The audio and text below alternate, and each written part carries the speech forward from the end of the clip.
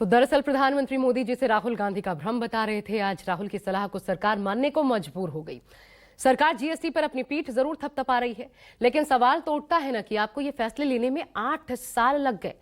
यानी कहीं ना कहीं सरकार भी मानने लगी कि छोटे कारोबारियों और आम लोगों को 8 साल तक परेशानी झेलनी पड़ी और इसलिए ये बदलाव जरूरी थे।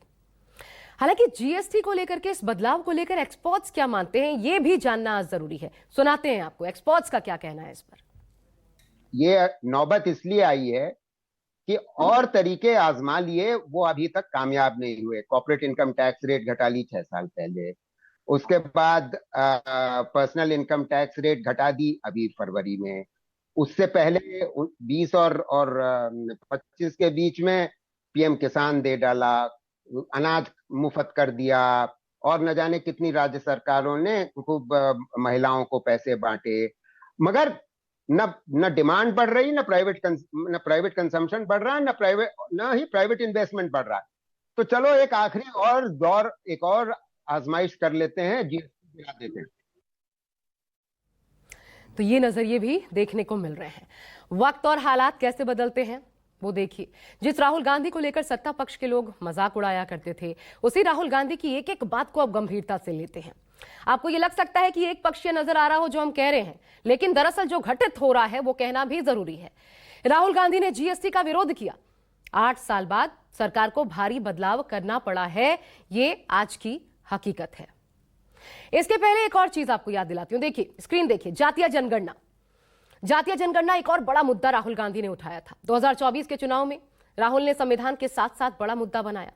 संसद में सरकार की आंख में आंख डालकर कहा, जातीय जनगणना कराकर ही हम दम लेंगे। जिस जातीय जनगणना का विरोध सरकार करती रही, लेकिन फिर क्या हुआ?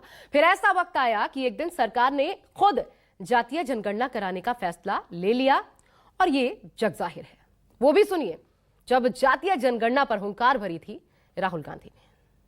स्पीकर सर, जो भी इस देश में दलितों की, आदिवासियों की, पिछड़ों की बात उठाता है, जो भी उनके लिए लड़ता है, उसको गाली खाना ही पड़ता है।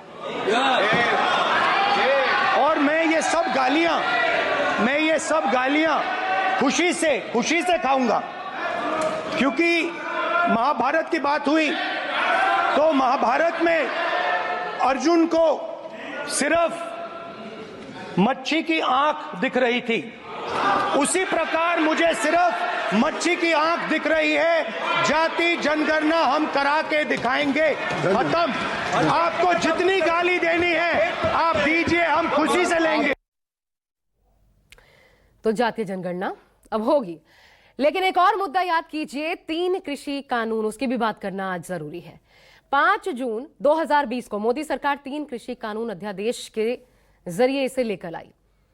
पूरे 380 दिन तक किसान दिल्ली बॉर्डर्स पर धरने पर बैठे रहे, अड़े रहे। राहुल गांधी इसका विरोध करते रहे, लेकिन सरकार टस से मस नहीं हुई। 27 सितंबर 2020 को सरकार ने इसे कानून का रूप दिया।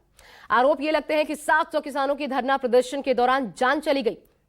ये एक आंकड़ा भी और ये फैक्ट भी है। तब भी सरकार टस से मस नहीं हुई, लेकिन जैसे ही सत्ता पक्ष को लगा कि कृषि कानून का असर उत्तर प्रदेश के विधानसभा चुनाव पर भी पड़ सकता है, तो एक दिन 19 नवंबर 2021 का दिन प्रधानमंत्री मीडिया के सामने आए, माफी मांगते हुए कृषि कानून को वापस लेने का ऐलान कर दिया। मतलब फिर समझिए, राहुल गांधी ने कृषि कानून का विरोध किया तो सरकार को यह बिल भी वापस लेना पड़ा।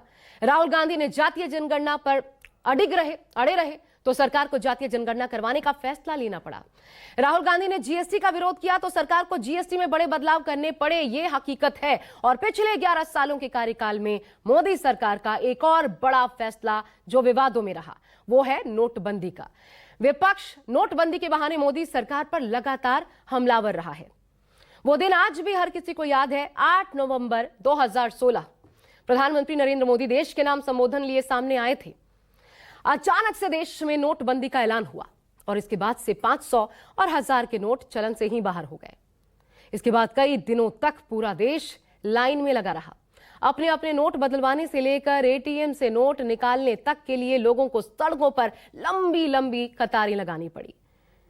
नोटबंदी के पीछे सरकार का तर्क यह था कि इससे काला धन वापस होगा और इस पर कंट्रोल होगा।